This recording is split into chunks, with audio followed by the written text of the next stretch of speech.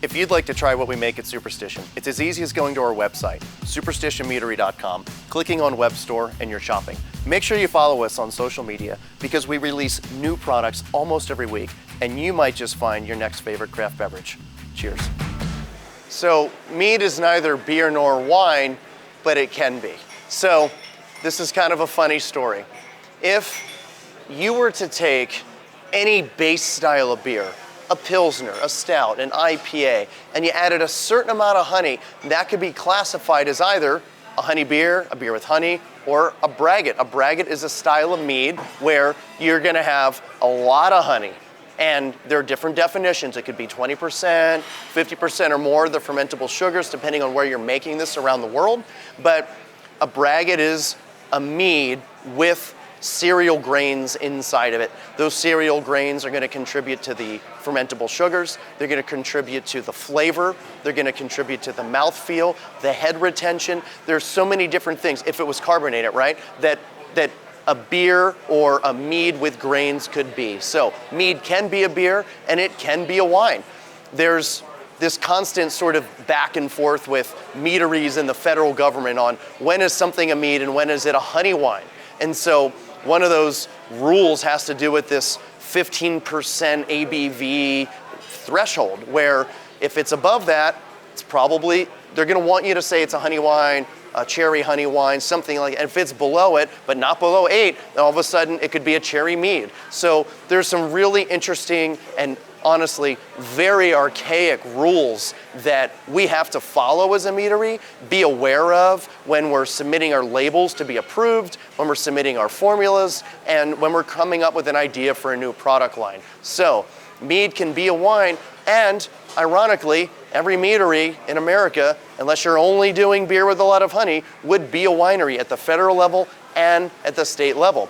If you make cider, you're making cider at a winery. And there's no such thing as a brewery that federally can legally make cider in the absence of cereal grains. Just doesn't happen. Distilling's a whole nother world. That's when you're gonna take any of these things that we ferment with yeast, run it through a still, and create any number of different products, rums and bourbons and gins and things like that. So mead is neither a beer or a wine, but it can be both. As a meadery, as someone in the mead industry, we love the term mead. It's part of the name of pretty much every business that makes a mead. We want the consumer to embrace the term mead because we love it. It's what makes us different than wine and beer, right? So you can go down a couple of different paths and how you look at things and your perspective and how you explain it. But mead is defined as coming from honey as the primary fermentable sugar, but we can use grains if you're doing, in our case, a collaboration at a brewery. Or we can use apple juice, we can use raspberries and blueberries, or we can take wine grapes and we can ferment it with honey, put it in a can after it's been in a mead barrel, and create something that no one in the world has ever had before. And that is just delicious. I can taste wine grapes, I can taste honey, I can taste oak, I can get the mead barrel characteristics that this was aged in, and we've never made this before, no one's ever made this before. We might make it again, who knows? But there are so many different things that mead can be, but it is its own category.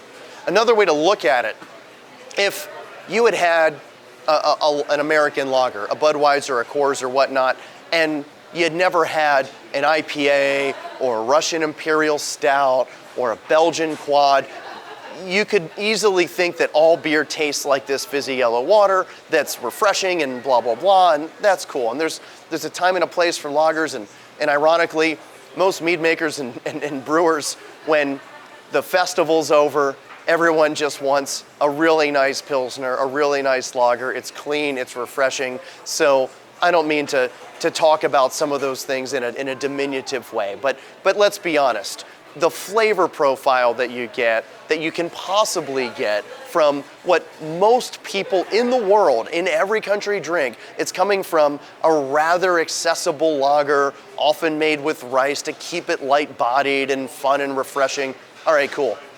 but that really pales in comparison to the amount of flavor you can get from a double or triple IPA with some cool hops, or what you can get with Belgian beers and the amazing array of flavors you can get from Belgium, from lambics to quads to triples to crazy stouts that happen in crazy barrels over the world, that happen in mead barrels, right? So it's important to know that mead is not just one thing. Just like beer, there's no one style of beer that defines beer. And if you drink a Chardonnay or a Cabernet or a late harvest Zinfandel, you know, you're gonna have the thing that you like typically if you're a wine drinker. Maybe you're gonna try a few examples of it from different producers, but have you had a Chateau de Chem? Have you had a Sauterne? Have you had a Tawny Port? Have you had a Ruby Port? Have you gone down a flight of 10, 20, 30, 40-year-old Taylor Fladgate ports? Like, the amount of diversity in the wine world, it's not just red and white. There's so many kinds of wines. There's so many kinds of beers. There's so many kinds of ciders. And there are so many kinds of mead. So it's really important, I think, if you're watching this right now, to know that there is no one mead that defines mead.